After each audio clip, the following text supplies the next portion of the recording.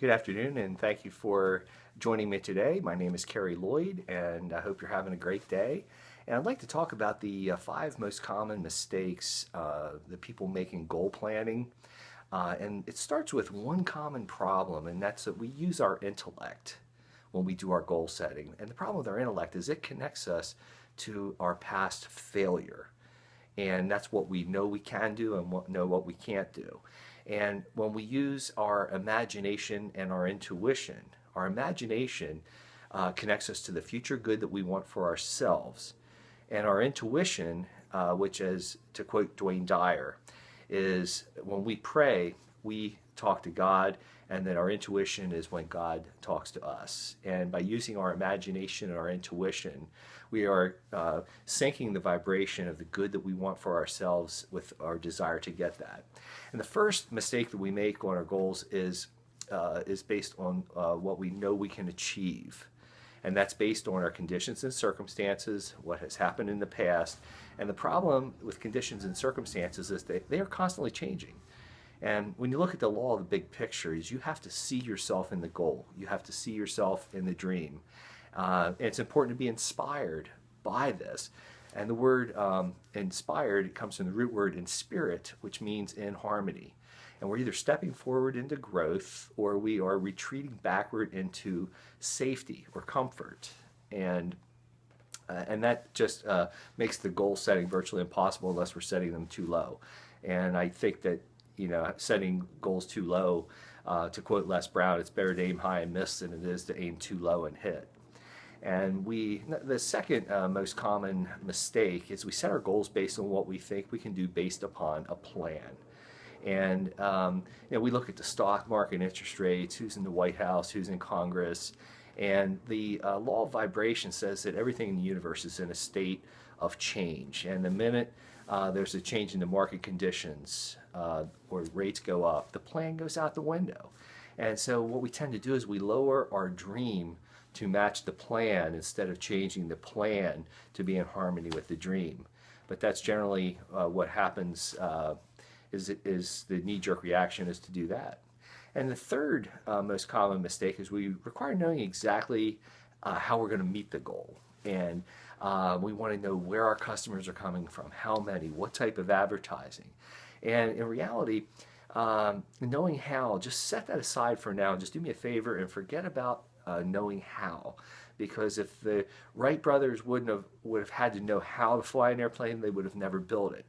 Or if they built it and flew it, they would have never landed it. And if they would have had to know how to land it, they would have never taken off in it. And so knowing exactly how is not, how you're going to meet the goal is not that critical. The fourth common mistake is we question our worthiness. And God's granted us dominion over all things.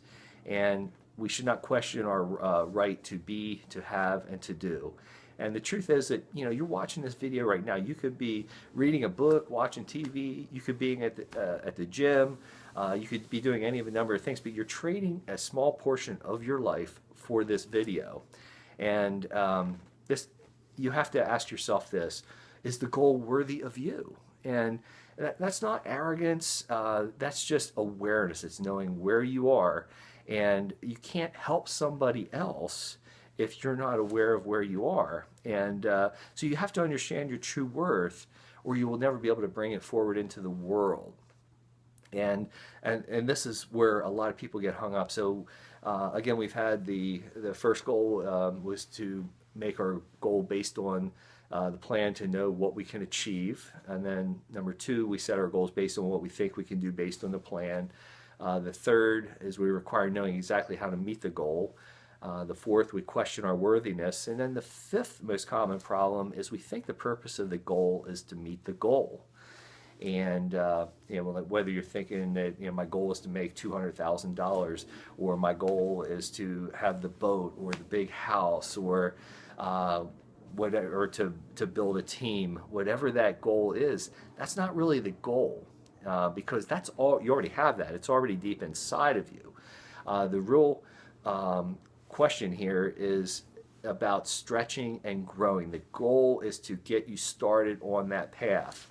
And for example, When you learned how to walk, you had to learn balance. And then when you learned how to ride a bike, that was a different kind of balance, and you didn't know how to do it. And so it was your borrowed belief from a parent, an older sibling, or a friend who knew how to ride a bike. You were borrowing their belief that you could do it so you could learn how to ride the bike. And because of that borrowed belief, the law of gender says that there's an incubation and gestation period for all plants, animals, and things. And you will be the same person that you are today, except for the people you meet and the books you read. And so if you are meeting people who have been there and failed and tried again and succeeded, the real purpose of the goal is to get you learning, get you growing, get you stretching to the point that you can become and you can be that person. And then you can have that awareness in your life that will make you receptive, that you'll be worthy of the goal, that you will be able to set your goals higher and higher and stretch farther and farther. So those are the 5 most common mistakes. I hope you can implement some of this in your goal planning for next year. Thank you very much for joining me today. Have a great day.